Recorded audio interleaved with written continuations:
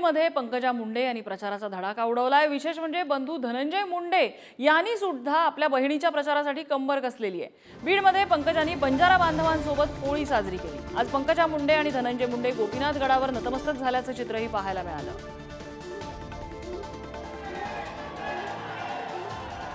आज सुरुवातीला प्रचार सुरू करताना गोपीनाथ मुंडे यांच्या स्मृतीस्थळावरती दोघंही नतमस्तक झालेले दिसले। गोपीनाथ गडावरती धनंजय मुंडे आणि पंकजा मुंडे नतमस्तक झाला। बीडमध्ये आज त्यांचं जंगी स्वागत करण्यात आलं। 52 JCBमधून त्यांच्यावरती पुष्पवृष्टी करण्यात आलेली होती। आज त्यांनी बंजारा बांधवांसह होळीचा सण साजरा केला आणि त्या ठिकाणी काही बंजारा महिलांसोबत त्यांनी नृत्य सुद्धा केलं, पारंपरिक बंजारा नृत्य केलं।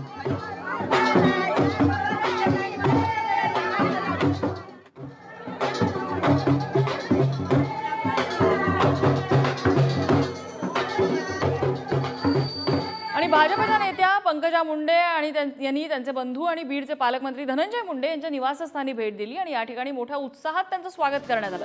यावेळी त्यांच्यासोबत खासदार डॉक्टर प्रीतम मुंडे सुद्धा उपस्थित होत्या।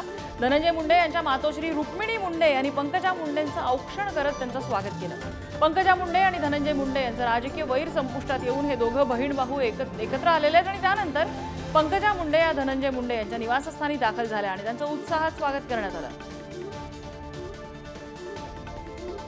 उदय नागरगोजे आपल्याला अधिक माहिती देत आहेत। उदय, बहीण भावामधलं राजकीय वैर संपलं आणि एक प्रकारे आपल्याला कुटुंबातला हा गोडवा बघायला मिळतोय।